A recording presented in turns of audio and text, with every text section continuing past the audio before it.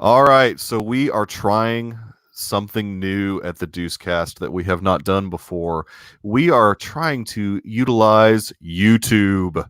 So we're just trying to step out a Woohoo! little bit, and we're going to do something a little bit different. We'll call this sort of like the Deucecast Extra, and that way it can be on any topic. From Yep. time to time, Dave and I might be doing something on a movie we've recently watched that we just sort of would love for you guys to go watch, or in this case, what we're going to try and do every week until the end of the season. Dr. Earl and I both watch a show called Yellowstone. Hello. Yes, we What's do. up, Dr. Earl? Welcome. Can And you hear me? Yellowstone, oh yeah, we've got you. All right. And Yellowstone is a show that was created by Taylor Sheridan. And if you don't know Taylor Sheridan's name, that is a guy that wrote Sicario. He wrote Hell or High Water. I think he wrote and directed Wind River. So Yeah. he's a big time director. It's a guy that we sort of follow his career, and he just randomly came out with this show a couple seasons ago called Yellowstone. That is on the Paramount Network. So I've got Sling, so I watch it that way. Earl, I think, has regular cable, so he watches it that way. I I want to actually watch it say, through my Roku. I watch. oh, I, you I watch it through the downloaded the Roku. Paramount station on Roku. Oh, okay, yeah. So you can do that as well. Yep. And then I want to say that I even saw a promo for, and I don't know why this would work out, but I even saw a promo that it might be part of the Peacock network that's coming out, the new streaming Oh, service that NBC Universal is doing. So maybe it's a interesting. Universal. Universal might be the studio that makes this thing, because Paramount is not owned by Universal in any way. But I Right. saw a picture of Kevin Costner in like some promo. And it looked like he was in his Yellowstone garb, so it might be coming on there as well. So Earl, what we probably should do, since we're starting sort of late and jumping into the third season, is maybe kind of like explain what this show is about from the standpoint of what people will be getting themselves into. So why don't you take a Yeah. little shot at that? Yeah. So basically, it's about the Dutton family. They live Mhm. in Montana, and I don't remember the town, but they live in a farm on Montana. Yeah, a Basically, and ranch. they've Yeah. owned this farmland for generations, and Mhm. basically they're being threatened, I guess, by several different entities. I guess Mhm. in the first season there was a land developer who had moved to town to try to sort of buy out some of their land. I guess also there's some tribal Yeah. reservation governments there that also want to partner with that land developer. Yeah. And so, but there's also all of his children who have different roles. Um, some of them are very political. They're I think one's a lawyer. Yep. Well, maybe two of them are lawyers, right? Is No, Beth just a lawyer? just the one. No, Beth's not a lawyer. She's like a real estate business lady. Yeah, And then yeah. She's one of them runs. is, Yeah. yeah. And then kind of the son who is the lower achiever, maybe the one who's most like him in some ways, Mm-hmm. and maybe even the most trusted. He's kind of a guy who was in the military, Right. had been a Marine, I guess, in Desert Storm, and now Mm-hmm. he is a sort of a ranch.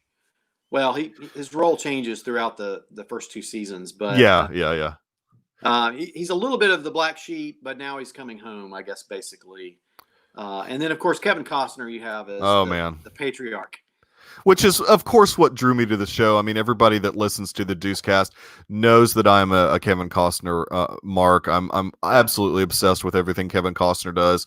But this is really good Costner. This particular show. I mean, it's a show that I would definitely highly recommend.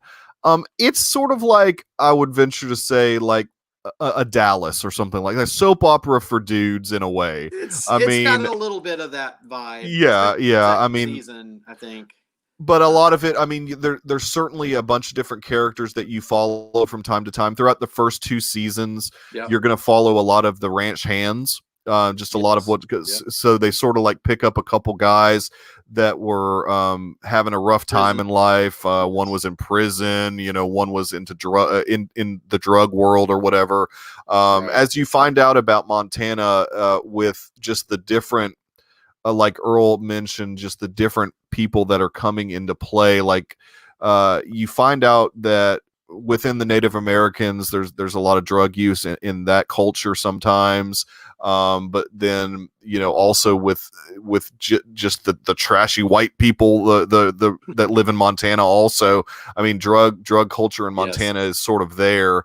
And the Duttons, will take in people from time to time and just try and help them out. And sometimes it works out, sometimes it doesn't, and prisoners too. Yeah, and prisoners, as you'll see through the first 2 seasons. But kind of like where we pick up in season 3, which we're going to be talking about specifically. We're going to go episode by episode in season 3 and do a weekly thing. The first episode's called "You're the Indian Now." In season 2, there was some more land developers that came in. They were ruthless. The ruthless, called the Beck brothers. One of them was played. Yeah, Neil McDonough was fantastic in it. Yes. And so that whole season was sort of about how the Dutton family, Kevin Costner and his sons and daughters his son and daughter get through that challenge. And so what happens in sort of like towards the end of the season, Casey Dutton, who is the military guy that sort of came back from the military, he's married to a Native American, or I don't think they're married, but he's his girlfriend. No, I think they're married. They're married in the tribe. Oh, that's right. That's right. They are married in the tribe. Their son gets taken as part of the Beck brothers plot. And so at the very end of last season, we see them having to save the son. And so the son has really gone through some PTSD type stuff. So he's kind of like messed up. We see at the beginning in he's the about first 10 or 12. Yeah, he's about 10 or 12. We see that he's gotten really, really messed up from just being kidnapped and what he got put through. I do want to, I completely agree here with what Melissa says. He's an American treasure, and I definitely agree with that. I absolutely love Kevin Costner and always will. I watch all his stuff. And so and also at the end of season 2, the daughter, played by Kelly Riley, who is fantastic. Her character's name is Beth. She gets beat up really bad by some of the Beck brothers guys. So the Beck brothers send these henchmen and just beat the tar out of her. And her, her boyfriend, played by the great Cole Hauser. Like, where did Cole Hauser come from? He's great in this. He's great in the series, and he plays Rip Wheeler, who's sort of like the head of the ranch hands. I mean, he's sort of like the number one guy in a way. He's kind of like the non-biological son. In a way, he was one of the first guys John Dutton took as a young boy and sort of developed, and so he's very loyal. Very loyal. And so he and Beth, Rip and Beth, kind of have a relationship. So Rip shows up and just beats the tar out of these guys that are heavily armed. And he gets shot at the end of season 2. And so we're seeing at the beginning of season 3, Beth kind of still getting through that. I mean, you can tell that the season kind of picks up. Yeah, she's still got scars. So the season 3 kind of picks up right where season 2 left out. Because the Casey's son is still having really bad nightmares at night, and we hear some of that. And so really at this point in the season, from your standpoint, Earl, where are we in this first episode of season 3 with the Dutton family? Well, I think it's a pause, and it's laying the ground. It's going to lay the ground for the next season. They've basically, I guess they've fended off the Beck brothers. To be honest, I don't remember. Well, I guess they went down kind of violently, didn't they? Oh no, they're both dead. Yeah, they're both dead. That's right. Yeah. So the Duttons. A couple of things. That one of their sons from last season had gotten into. Well, he tried to politically betray. John Dutton. This is the Jamie. Lawyer, Jamie. Yeah, Jamie the lawyer tried to run against this political opponent. Anyway, there's a lot of politics, and in a sort of moment of sort of uncontrol, he accidentally kills this reporter. Do you remember this? Oh yeah. And so the family steps in and covers things up, but they force him to sort of work as a ranch hand. And so there's sort of a restoration of him in the beginning of this season, I guess, a little bit, that he's going to be sort of reinstated into a more sort of politics-based role. Isn't he going to be the commissioner or whatever? Land commissioner? Land commissioner. Yeah, I mean, because basically that was where Dutton was. Basically what has happened, Kevin Costner's character, who's like the patriarch of the family, he was in this position of power as this commissioner, this land commissioner, and they had to use a lot of those men to infiltrate the Beck brothers and take the Beck brothers down. So from a political standpoint, the governor is not happy about that. She's not happy about how government officials were used sort of as Dutton's army in a way to take down the Beck brothers. And so what happens at the beginning, and this is like a recap thing, so there's going to be a lot of spoilers. So if you haven't seen episode 1 yet of season 3, go back and watch it. But I mean, we're going to be talking about the episode in depth. But we'll usually do this on Saturday nights right before episode 2 comes out, which is on Sunday. So you'll have a chance to go watch it. But basically what happens is the governor, Dutton kind of agrees to step down. And part of that agreement to step down from that commissioner role was that he would get to appoint whoever the next commissioner is. And so the governor agrees to this, who, if you've watched season 1 and 2, the governor and Dutton have a relationship in a way. Yeah, it's a soap opera for dudes. I love it. Yeah. And like Melissa said, I mean, those scenes were really uncomfortable. I mean, it's such a great show. I'm glad Melissa watches it because it's such a great show. So basically, Dutton wanted to give the job to Jamie, or not Jamie, to Casey. And Casey, like Earl alluded to earlier, Casey is a guy that likes to be out on the ranch. He does not want political. He doesn't want politics at all. And so it kind of, and his daughter Kelly, or not Kelly, his daughter Beth, said that she could not be in that role either. And I think Dutton knows that. I think Dutton knows, I can't put my daughter in this role. We need her to do She's a little volatile. Yeah, she's a little volatile. We need her behind the scenes, to do some dirty work for me from time to time. So he's going to have to try and trust Jamie again, which, based upon last season, his relationship with his son Jamie was not in a good place, right? Because Jamie just really backstabbed him. So he's trusting Jamie again. And so we'll see. I mean, I don't trust Jamie. I just think, Jamie I feel like they were really rough on him last season, personally. But well, yeah, they were. I mean, but I think I like Wes Bentley as an actor, though, and I just, Yeah. Oh, I do too. I think he's a great actor. But he kind of had to do this sort of penitence thing where he had to go live with the regular ranch hand workers. And I think at the beginning of this episode, I think you kind of see him starting to accept, hey, this is where I'm going to be. He's sort of like the prodigal son who came back and said, just put me as a hired servant. Yep. Not to go super biblical here, but but you're right. And Dutton said, well, that's all I'm going to give you. He didn't give him too much redemption. He said, no way, you're my servant. But now he's restoring him. He's restoring him. Exactly. Well, he's trying to trust him again. He's not necessarily the type that's very trustworthy, and Melissa's definitely right about Beth. I mean, she's does have the crazy. I mean, that is very accurate. She's whoa. Yeah. Last season. There's a lot of truth to that. But yeah, so it's a big deal for Dutton to give Jamie, this trust again. I mean, because based upon what happened last season, I would have never thought so quickly that he would have gotten to a point that he did this. But it's kind of like the only thing that he can do to keep a family member in that commissioner role. And he's going to be watching him. He's definitely going to be watching him. Oh, sure. I think he'll be watching him. There's no doubt. Him. Yeah, no doubt about that. So I think a great addition to the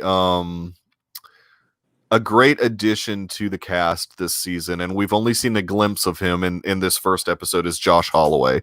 If you're a fan of Lost, Josh Holloway was fantastic on that show, and I don't know, it's too early to tell if he's going to be a bad guy. I like how they did it, because they didn't really, maybe he's going to be some kind of love interest for Beth. I don't know. Well, I Kind mean, of flirting with her at the but bridge. then you've got Rip also. If Rip will not Rip be won't digging go for that. Rip will not go for that. I mean, if you look at the season like promos, you kind of get the vibe he's going to be the big heavy, or the one coming against this season, but we don't know. I mean, but I like that they introduced him, but didn't really reveal much. He was just kind of fishing on their land, wasn't he? Well, I mean, that's the joke about that particular scene, and it was a great scene between him and Beth. She stops her car and she's like, "You're on, you're on our land," and he's like, "Well, I'm in the water. Your land is on either side of the bank, so I can't get out of the water because then I would be on your land." It was a great back and forth. I mean, which Josh Holloway's a pro at that type of that whole like flirty type of acting. I mean, he's really good at that type of thing.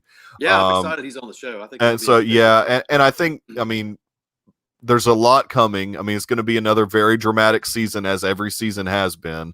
There was a little preview of the full season, at least when I watched it on replay on Sling.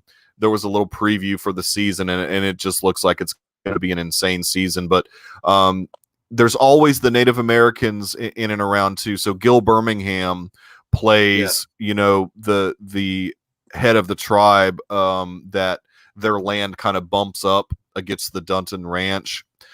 And so, and there's a new company that's apparently showed up. That's right.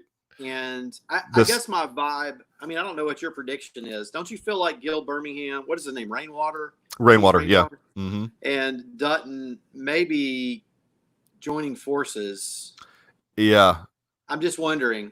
I mean, it's another great scene with Rainwater and sort of his right-hand man, who sort of like does all the right? His bodyguard sort of does all the dirty work for him, trying to impart some wisdom to Rainwater and say, hey, I mean, Dutton has honor, in the way that he stayed with Neil McDonough's Beck character at the end of season 2, and sort of was there with him, even though he's the one that shot him. He stayed with him and was there with him for him passing away. And so that was a big deal to this bodyguard that witnessed it. I mean, he was like, Dutton has honor. Maybe he's somebody that we can trust. Maybe he's somebody that is not as bad as we thought he was. And of course, Rainwater is still kind of like skeptical, as he would be in that position. I mean, that's a tough position to be in, running that tribe. But I think, it's going to be another situation where they're going to have to kind of team up together, kind of like they did with Beck. I mean, they kind of had to team up against the Becks in season 2. Yeah. So season. And that may not happen, but that's just kind of what I'm. No, that's definitely may not happen.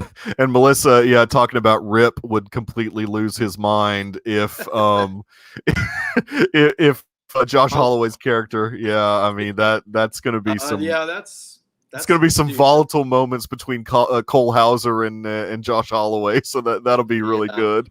I wouldn't want to face that dude, man. No, I would definitely not want to face that guy. But can I mention one? There's one please. Disappointing thing to me about this season. So I think they amped up the language a little bit, which I didn't really like that. I mean, I know it's trying to be more free on whatever channel they are, but some of it was coming out of the mouths of people that I think probably like the Monica, when she was scolding those kids at Monica, school, and she dropped an F. I was like, I don't think that seemed out of character. That was. I think that was somewhat out of character for her as well. Now she has gone through the mud, for the last 2 seasons, but I mean, I just think they need. I wasn't real pleased that they amped up the language factor just to meet some. I hope they're not just trying to meet a quota or something. To be right. Yeah, I mean with the Paramount Network, I think that they are able to do that type of stuff if they want to or whatever. And it's certainly not like the show has not had some questionable content in the past in different Well, areas. So yeah, yeah, I mean, but there's so one word in particular I noticed was all over this episode, and I'm yeah, like, that's oh, true. I don't That's think that was interesting. there last season, and I don't so recall it at least. No, I agree with yeah, you. so I Yeah. was a little bit that just made me like, that made me a little sad because I just think they didn't need it. It's not necessary. One But of anyway, my favorite scenes really from last season, as we continue to get to know Kevin Costner's character and some of like his background and stuff, that scene that he had with a really rough looking Dabney Coleman that played his dad, oh, that's right. that I mean, that to me, this is really some of Costner's best work that he's done in a while. I mean, and he's always passionate about the whole Western vibe or whatever. So he loves this cowboy stuff. I mean, this is Oh, his yeah. thing and has been traditionally for a long time. I But think he's really riding the horses on some of those scenes. I think I think so too. No, because I I think think he has a ranch in Montana somewhere. yeah, no, I would believe it. I mean, and I just really, I'm again a huge Costner mark, and I know a lot of people give him a lot of grief for some of his choices in film that he's made over the years, but I really think that he's passionate about the show, and it's got a lot of viewers to be on a little network that might not necessarily be readily available for everybody with the Paramount Network, but I mean, it's really become sort of like their flagship show. They've got a couple of other Paramount Network originals, but this has really been the show that has sort of catapulted them, at least from a like lip cable. syncing or something. Well, they've got a bunch of other weird shows on Paramount Network, but as far as original programming, Okay. that's not reality based. I mean, you're talking Right. about like a narrative story. This is certainly their best one, and I'm definitely looking forward to this season, and I've been waiting for the show to come out for a while for season 3. I like the scene with the boy that the boy's been having the PTSD and he takes him on a camping trip. Yeah. I think Costner did it was just explaining to him, about what's the fear about, and I just thought it was that was a good scene. Oh yeah, no, I totally agree. I mean, it's really great stuff, and so yeah, I mean, I think we're again going to have sort of like this outside force coming from the city, interested in the land. I mean, Right. so we're going to have that side of things. I think we're going to have some antagonistic stuff with Josh Holloway's character. So it's going to sort of be coming from all sides, as it always does against the Duttons. The Duttons always seem to get themselves into a lot of trouble, which makes the show great. It's just a really fun, show to sort of just take your mind off of things and watch Costner at his best. And it's got really great supporting, like Kelly Riley's really great, and the supporting cast is really good. So I think that's going to wrap us up for this first, unless you had any parting shots that you wanted to talk about on this first episode, Dr. Earl. This is kind of what we're going to do with the Deucecast Extra. Like I said, I mean, Earl and I are going to do this Yellowstone stuff on a weekly basis. I mean, I think, we'll recap everything, and then Dave and I are going to have some stuff on here talking about different movies that we have watched, trying to give a little bit of extra content and try and get our YouTube viewers or our YouTube channel a little bit more active. It wasn't active at all. So this is where we are. We're on YouTube. We're on YouTube. Oh, yeah. Okay. So you're like, I have no idea where I am. Tell me about this technology. Yeah, exactly. So feel free to check out the Deucecast's YouTube channel. Check out deucecast.com. We're proud members also of Retrozap, the podcasting network that we've been on for years. So this is just something new we're trying. I don't know how long we'll do it. Earl and I will probably be pretty consistent on doing this, at least for Yellowstone. And then we'll see. Was that 9 episodes? Yeah, it'll be only 9 or 10 episodes. And Melissa, I really appreciate you watching this inaugural Deucecast Extra. So it's cool that you watch the show. So you'll get to thanks for watching, to join us with this stuff and talk with us on this stuff. So that will do it, and appreciate. Deucecast. Yeah, check it out. I'm at the Michael Nip on Twitter. Dr. Earl, as you know, is off the grid. He is unavailable. Nowhere. So this will conclude episode 1 of the Deucecast Extra for Yellowstone season 3. Talk to you guys later.